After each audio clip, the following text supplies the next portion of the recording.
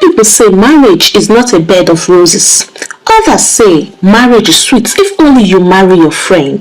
But let me tell you, sometimes the problem is not even the man or the woman. The real problem starts when outsiders, especially family members who cannot mind their businesses, begin to poke their long noses into matters that do not concern them. And when that outsider is your sister-in-law, my brother, my sister, you just need prayer and fasting.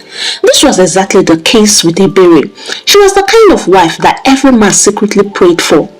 Quiet, respectful, and always ready to make peace. She didn't like shouting.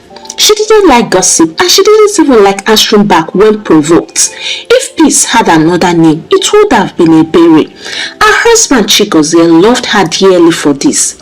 He was not an ordinary man. He was successful, hardworking, and God had blessed him with more than enough. He made sure Ebere never lacked anything.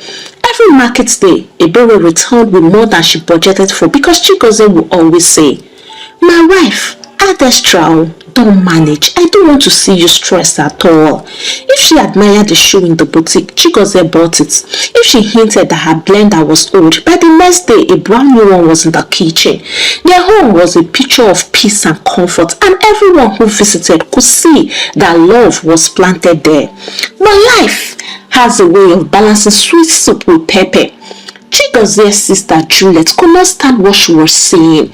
She too was married, but her husband Paul was not as wealthy as Chigozie. Paul was a good man, but money was not flowing in his pockets the way it flowed in Chigozie's. Juliet loved her husband. Oh yes, but she loved comparing herself with others. So anytime she came to visit Ebere, her eyes would be scanning the house like a CCTV camera. "Ah, Ebere, you changed your curtains again? But Chigozie is really spending. Oh, this fridge is new, so it's not even the old one again. Wait, this gas cooker, is this the latest model?"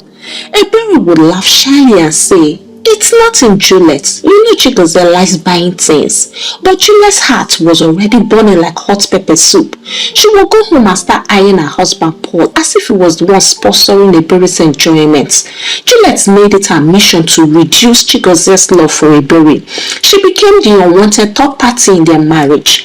If Chigozie planned to surprise Ebere with something, Juliet would poke her nose and say, "No, don't waste your money. Ebere doesn't need it. Save for better things." If Chigozie was about to take Ebere shopping, Juliet would say, "You are spoiling her too much. Tomorrow she will grow wings. You just have to stop giving Ebere everything she asks for." Women, when they are too comfortable, they forget themselves. I am telling you this because I'm a woman myself. Chigozie smiled politely, thinking Juliet was just being a caring sister. He never suspected that beneath those words was the poison of envy, dripping little by little. Ebere on her part tried to dialogue with Juliet, but the more she tried to make peace, the more Juliet rubbed her face in the mud. Juliet wasn't even hiding it anymore. She started behaving as if she was the real wife and Ebere was just a caretaker.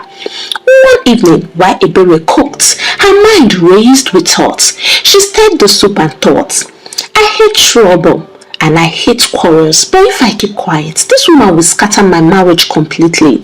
She doesn't know me well. She thinks I am weak. Let me show her that even a goat that doesn't bite still has teeth." And right there in the kitchen, her mind gave birth to a strange idea. She told Chigozie, "My husband, please talk to your sister. She's really crossing the line. I don't want problems, but she keeps making me feel as if I'm not supposed to enjoy what we work for." Chigozie held her head and said, "Don't worry, my love. She means well. You know Juliet. She talks too much, but her heart is good." Ebere sighed. "I hope so." But in her heart, she knew this was not just talk. It was jealousy growing like weed. They say comparison is the thief of joy. Juliet did not only compare, she lived inside comparison like it was a permanent address. From the outside, her marriage to Paul wasn't bad at all. Paul was a calm man, kind, respectful, and he gave her what he could afford. But Juliet's heart was restless because her brother's words was louder. She could not stand watching Ebere enjoy things that she herself did not have. Her obsession grew worse. Whenever Chigozie mentioned a new plan, he would unconsciously tell Juliet first before telling his wife. If he wanted to buy a new car, Juliet would be the first to hear. If he wanted to renovate the house, Juliet's opinion would come before Ebere's. One day, Chigozie started another building project. It was supposed to be his and Ebere's dream home, but by the time his wife visited the site, she nearly fainted because almost everything was supplied by Juliet. When she asked, "Chigozie, what happened? Why did you two tell me?" Chigozie simply replied, "Juliet said she knew a cheaper supplier, so I didn't want to disturb you." That night, Ebere could not sleep. She turned on the bed.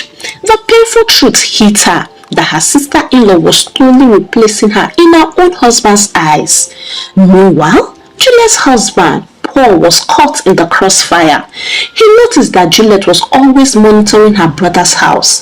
She would come back home and complain for hours. "Paul, do you know Chigozie just bought a new generator for Ebere? Can you imagine? What about me? Don't I deserve good things?" Paul, tired from work, would rub his eyes and say, "Juliet, please allow me to rest. Stop looking at your brother's pockets. I can get you the things I can only afford for now." But Juliet would hiss loudly and slam the door. She was not ready to listen. Her mind was focused on one mission, cutting down Ebere's enjoyment by any means possible.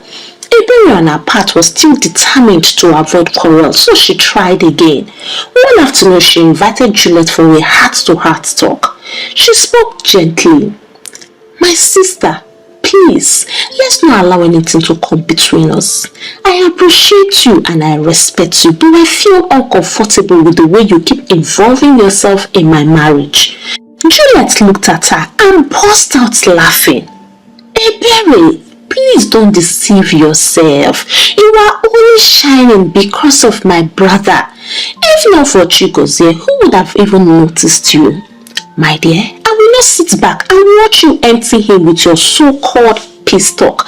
I will keep on guiding my brother, my own brother, before you turn him into a mumu." Ebere's lips trembled. For a moment, she thought of answering back, but she swallowed her words because arguing with Juliet was like pouring water inside the basket. It will never hold. Months later, Juliet's jealousy had now become like pepper inside Ebere's eyes, and Chigozie too was unknowingly fanning the flame by trusting Juliet with things he should have shared with his wife. Ebere realized that silence alone will not save her marriage. She needed wisdom, and she needed a way to remind her husband that he was married to her, not to his sister. So that night, while washing plates in the kitchen, her heart whispered the question: what if I give Juliet her own dose of medicine? What if I show her how it feels when someone steps into your marriage? And right there, between the clicking of plates and the running water of the tap, the seed of a strange idea was planted in her mind. Mornings in Ebere's house used to sound like happiness, with gospel music playing from the small speaker and Chigozie singing off-key as he ironed his shirts. But lately, there was just that careful silence couples keep when a small wound is forming and they don't want to touch it yet. Ebere decided, before this silence becomes thunder, I will try dialogue again. She believes so much in peace. She sets the table with hot akara and pap, added slices of ripe plantain for encouragement, and waited for Chigozie to sit. He came in, smiling like a boy who just saw new sneakers. "My wife, this meal looks so tantalizing," he said, sitting. Ebere smiled, but her eyes were steady. "Eat first, then we will talk." Dear ate. She let him enjoy the meal, and when he sighed that holy sigh Nigerian men sigh after good food, she folded her arms and said, "Chigozie, do you know I love your family?" "I know," he replied. "And do you also know I love Juliet?" He blinked, cautious. "I am saying this because I am not married to Juliet, neither are you. We are both married. A home is like soup. Too many hands will spoil it. Lately, your sister's hand is inside our pot. She chooses the pepper. She measures the salt, and sometimes she even carries the pot to her own cooker. I am the one in this house, yet I am becoming a visitor. Chigozie rubbed his jaw. Ebere, that's not fair. Juliet only wants the best for us. Ebere's voice stayed soft. If she wanted the best for us, she will protect our unity, not replace it. Why does she hear our plans before me? Why did she buy almost everything for the new house? Chigozie looked down. The words were simple, but they pressed on his chest. I didn't mean to make you feel small, he stammered. I really thought she knew cheaper suppliers, and I also wanted to surprise you. He reached for her hand. I will do better. Thank you, she said, but there is one more thing. He looked up. Please talk to Juliet yourself to stay clear. You know she can be very stubborn. I know, but you are her brother. If you don't set the boundary, she will keep moving the fence. All right, I will talk to her, he said reluctantly. Juliet arrived before that day could finish. She entered like a storm with a handbag. Good afternoon, Chigozie, she greeted, ignoring Ebere. She went straight to what she came for. About the lighting for the corridor in the new house. Forget what the architect said. I have a guy, he will do it cheaper. Ebere cut in. I should make our decisions first. If we need help, we will ask you. Juliet smiled. Ebere, what do you know? Juliet, Ebere called out calmly. Please don't make it a fight. Whether I know anything or not, it is our home and it is called boundary. Boundary, Juliet scoffed. If not for me, your husband will be wasting money on nonsense. I am protecting my brother's family. Your brother's family, Ebere repeated softly, and that includes me. Juliet's voice sharpened. My brother was doing fine before you, so don't deceive yourself. That was when Chigozie's patience leaked and he shouted, Juliet, that's enough. She left angrily and Ebere exhaled. She knew that enough was not enough for the gravity of what had just happened. She wanted more from her husband, but he started scrolling through football scores like nothing had happened. She scrolled through her wisdom and then she asked, what next? I don't want war because war destroys everybody's roof. I want a lesson sharp enough to correct and clean enough to keep my hands white. The very next day, trouble dressed itself and came. Chigozie stopped by Juliet's house to drop a document. Juliet, still boiling, welcomed him with cold words and hot tea. As soon as he left, she called the Ebere's phone and let the tap run. So you have turned my brother against me, Abi? Clap for yourself. Don't worry, I will reduce you to your size. Ebere kept her voice quiet. Juliet, I didn't turn anyone. I only asked for space. Space, my fruit. You will see. She ended the call. Ebere got dressed and walked to Paul's pharmacy. Paul looked up from the counter and smiled. Mrs. Ebere, it's good to see you. Good afternoon. Good afternoon, sir. Please, can we talk? Why not, he replied. They sat on 2 plastic chairs. Mr. Paul, Ebere began. I respect you and that's why I came. Your wife is hurting my marriage. I don't want police case and I don't want shouting. Paul's shoulders dropped because he knew exactly what she was about to say. I have tried, Ebere. She doesn't listen to me. The moment I mention Chigozie or you, she becomes fire. Ebere nodded. I know, but please sir, try again, not with anger this time. She thinks she's protecting her brother, but she's breaking his home. If she continues, then I will do something none of us will like. Paul studied her face. This was not the shy Ebere he knew. This was a peaceful woman wearing armor, and then he promised, I will talk to her tonight. Thank you very much, Ebere said, standing. If she listens, good. If she doesn't, well, nobody should be surprised when a goat shows it has teeth. Paul chuckled despite his worry. You people and proverbs, eh? Yes, so sometimes proverb is safer than slap, Ebere replied, and they both laughed. That evening, Paul tried. He prepared Juliet's favorite noodles with egg and soya spice, placed it on the table like a peace offering, and spoke gently. My wife, leave your brother's marriage.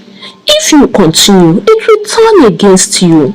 Let them enjoy their home. Juliet pushed the plates away. So you have joined their choir, right? Juliet, please, when you start earning like my brother, your in-law, you can advise me. Till then, face your pharmacy, she said, cutting him off. Paul swallowed the blood of insult and kept quiet. He knew talk had finished. Ebere waited for news, but none came. Then 2 days later, Juliet arrived at her house with another cheaper supplier and a mouth ready for battle. Ebere watched the performance, smiled politely, and excused herself to the bedroom. She stepped out of the room with a calm face and said sweetly, Juliet, thank you for coming. Please manage the small mouths before you go. Juliet narrowed her eyes. Why are you smiling like that? Ebere even smiled the more. Because Lesson has booked a chair. Juliet frowned. What do you mean by that? Nothing, no, Ebere replied. You will understand very soon. Paul never liked being the center of drama. He was the type of man who went to work quietly, came back quietly, and believed that peace was the best medicine for every home. If there was any award for minding your business, Paul will win it every year. But life has a funny way of dragging innocent people into battles they didn't sign up for. Ebere came to his pharmacy. He was just looking up when he saw her. Ah, Ebere, good evening. I hope all is well. Ebere smiled calmly. All is not well, Mr. Paul, and that's why I'm here. You didn't tell me anything about your wife again. Paul scratched his head. Ah, Juliet again? Yes, Juliet again, Ebere replied. She has turned my marriage into her playground. Please talk to her. You are her husband. If you can't pull her ears, who will? Paul sighed, leaning on the pharmacy door. I have tried, Mrs. Ebere. Honestly, I have. Ebere folded her arms and said, Paul, you are a good man, but good men must sometimes raise their voices. If you don't, your wife will scatter 2 marriages at once. Let me ask you, is it fair that she hears my husband's plans before me? Is it also fair that she buys things for a house that belongs to me and she goes there? What am I? A tenant? Paul looked pained. He knew Ebere was right. His wife had crossed the line, but how could he tell Juliet, a woman with a sharp tongue enough to peel yam without a knife, that she was wrong? Still, he nodded slowly. Alright, I will talk to her again tonight. That night, Paul tried to talk sense into Juliet. He waited until after dinner, when her belly was full and her mood was usually softer. He cleared his throat and started gently. My wife, can we please talk? Juliet looked up from her phone. About what? Juliet, Ebere is not your enemy. You are putting too much fire into a house that was peaceful before. Juliet dropped the phone and glared. So, Oga, you are defending that woman against me, right? Paul, I beg, don't annoy me tonight, oh. I am not defending her. If you keep meddling, your brother will one day resent you. And He stopped himself before saying too much. Juliet scoffed. Please, don't preach to me. Like I said before, When you start earning like your in-law, then you can open your mouth. That was another arrow, so Paul had no choice than to keep short. When Ebere heard from Paul that Juliet had refused to listen, then she shook her head and said, if Juliet doesn't want to stay in her own marriage, then let her think I am inside it. Maybe then she will understand the pain of interference. She told Paul about it. He screamed, "Ah, Ebere, do you want people to accuse us of adultery?" "God forbid," she replied. "I will never sin against my husband or against you. What I'm suggesting is play acting. Let's pretend. We will time ourselves so that Juliet sees what she fears the most." Paul scratched his head. Are you sure about this?" "Very sure, sir," Ebere replied. "Juliet believes she can poke her nose into my life. Let me poke her imagination into overdrive. She will learn her lesson without a single slap or insult." The plan was simple but smart. Whenever Juliet came to Ebere's house, Ebere will make sure she left a few minutes before Juliet went home. Then, Ebere will go straight to Paul's shop or house, and Juliet, being suspicious by nature, will soon notice the pattern. True to plan, the first week was hilarious. Juliet came to visit one afternoon talking non-stop about light fittings and curtains. Ebere excused herself after 10 minutes, saying she had to check something outside. Juliet left an hour later, only to reach home and find Ebere sitting in her living room, calmly chatting with Paul about malaria drugs. "Ah, Ebere, you are here?" she said, surprised. "Yes, oh, sister," Ebere replied smoothly. "I came to see Mr. Paul about something." "Something?" Juliet repeated, suspicious. "Just something," Ebere replied, smiling. "Don't worry, it's not urgent." Juliet frowned. For the first time, her tongue had no ready insult. It didn't stop there. The following week, the same pattern repeated. Juliet visited Ebere, and 10 minutes later, Ebere left. By the time Juliet returned home, she met Ebere again with Paul, sometimes at the shop and sometimes in the living room. Her suspicion grew like yeast in hot water. Her heart became restless, and she began to monitor Ebere like a detective. Even in her dreams, she saw the two of them laughing together. Finally, one day she burst out in anger. "Paul," she shouted, slamming the sitting room table. "What exactly is going on between you and Ebere? Do you take me for a fool? Every time I turn, she's here with you. Why?" Paul raised both hands like a man surrounded by soldiers. "Juliet, anything you want to believe, please go ahead." Juliet scoffed. "How can you even say that? Please tell me the truth before I lose my mind." Paul sighed, exhausted. "Juliet, I said anything you want to believe, go ahead." Juliet turned to Ebere, who had just arrived in time with a basket of oranges. "You again?" she barked. "What are you doing in my house every day?" Ebere dropped the basket gently on the floor, looked her in the eye and said calmly, "Oh, Juliet, I thought we exchanged husbands since you don't allow me to enjoy mine." The sentence landed like a thunder slap. Juliet, who thought she had a sharp mouth, couldn't speak up again. But the funniest twist was that even Chigozie did not escape. One day, as he drove past the pharmacy, he saw his wife laughing with Paul. Ebere had stopped laughing with him that way for the longest time. His mind went to the complaints Juliet had tabled about the two of them, and for the first time, jealousy knocked on his chest. That night, he asked cautiously, "Ebere, why are you always with Paul these days?" Oh, is that jealousy? Well, that's exactly how I feel whenever you share your secrets with Juliet before me. Now I guess you understand my pain. Chigozie fell silent. The message hit him straight, sharper than a sermon on Sunday morning. He realized he had been careless, allowing his sister to control what was meant for his wife.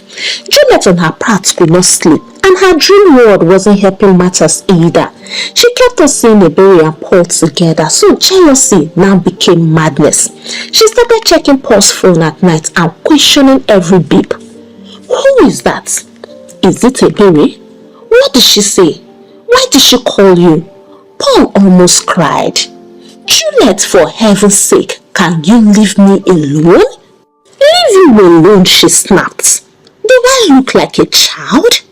Paul simply said, my dear, I will only respond when I start making money like your brother. Juliet started crying just to be manipulative, but the gentleman simply ignored him and went to sleep. 2 weeks after the operation pretend dating drama, Chigozie decided enough was enough. He called a family meeting. They gathered in the sitting room.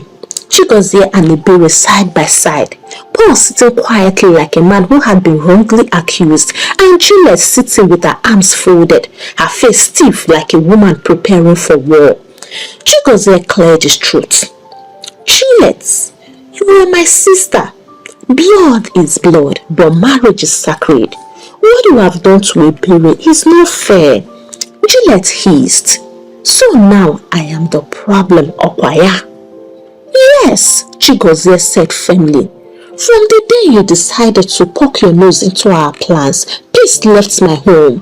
You wanted to be my wife and at the same time my sister. It cannot work. Ebere touched his arm gently, surprised at his boldness. For the first time, Chigozie was defending her openly. Paul added, Juliet, you almost made me an enemy in my own house. Do you know how painful it is when your wife suspects you of something you never did? Juliet's eyes darted from one face to another. She opened her mouth, but no words came. The wall she had built around her pride was cracking. Ebere leaned forward. Her voice was calm but steady. Juliet, when you accused me of being too close to your husband, how did you feel? Angry, betrayed, or embarrassed? Juliet looked down. Well, that's the same way I felt when you stood between me and my husband, when you replaced me in decisions, and when you made me feel like a visitor in my own marriage. I didn't fight you. I didn't insult you. I only showed you your own reflection, and you didn't like what you saw. Chigozie squeezed his wife's hands. His eyes were filled with regret. He then said, My wife, please forgive me. I was blind. I thought Juliet was protecting me, but she was tearing us apart. I should never have put her above you. Ebere smiled gently. You see now? That's all I wanted, for you to remember that I'm your partner, not your rival. Chigozie shook his head. You are more than a partner. You are my peace, and I almost lost it because I forgot who you are. He held her hand firmly. From today, Juliet is my sister. Yes, but you are my wife, and the boundary is set. Meanwhile, Juliet's mind kept on replaying Ebere's words. I only showed you your own reflection, and you didn't like what you saw. The truth stung like pepper in an open wound. She had been so busy envying Ebere that she hadn't noticed she was poisoning her own happiness. Her husband was pulling away. She whispered, Have I really become the villain? The silence in the room answered yes. Paul spoke to her softly. Juliet, I love you. But if you continue like this, you will lose everyone, even me. Do you want that? For the first time, fear washed through her. Paul was not a man of many words. If he was speaking this way, then the matter was really serious. She bit her lip and said truthfully, I don't know how to stop. Paul reached for her hand. Start by staying in your lane. Focus on us. Let your brother and his wife live their lives. If you remove your hands from their pots, maybe our own soup will taste better. Juliet nodded slowly. It wasn't easy for her, but somewhere inside she knew Paul was right. She walked up to Ebere, dropped her pride like a heavy bag and said, I am sorry. Ebere blinked. Sorry? Yes, Juliet replied. I allowed jealousy to blind me. I I wanted what you had, forgetting that you have your own struggles. Please forgive me. Eberi's eyes softened. She hugged her sister-in-law and said, I forgave you a long time ago. I only wanted you to see what you were doing. Chigozie then spoke like a man who had finally wore his crown correctly. My sister, he said to Juliet, you are my blood, but my wife is my covenant. I will always love you as my sister, but I will never again put you above my wife. This home belongs to me and Ebere. If you want to advise me as a sister, but decisions will remain between husband and wife. Juliet nodded quietly. She had no arguments left. She knelt before her husband and apologized. Paul felt a heavy weight lift from his shoulders. For weeks, he had been carrying the burden of suspicion, playing a role he never signed up for. He sighed in relief as he told Ebere, thank you for handling this whole thing with wisdom. If you had chosen to quarrel, things would have scattered beyond repair. Ebere chuckled softly. Sometimes, wisdom is better than word. A wise woman doesn't need to shout, she just needs to act in the right direction to claim what is truly hers. Thank you too for cooperating with me. You are truly a good man. Paul smiled, grateful that the storm was finally over. Life slowly returned to normal. Ebere and Chigozie laughed more, prayed more, and even planned another trip together, something they haven't done since the drama began. Juliet, humbled, began to focus on her own home. For once, she looked at Paul with fresh eyes and started appreciating the little things he did. And in just a few months, her own family started experiencing breakthroughs because they were now working with one mind. And at the end of the day, everyone learned something important. Chigozie learned never to put anyone, even family, above his wife. Juliet on her part learned that meddling into another person's home can set your own house on fire. And Ebere proved that peace is not weakness, it is strength wrapped in wisdom. And I am sure that you that watched to this point learned one or two things from the story.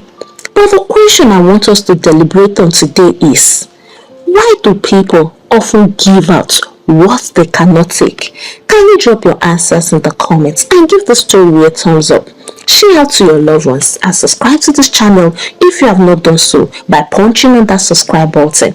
Until I bring the next interesting story your way, it's a goodbye from here and God bless you.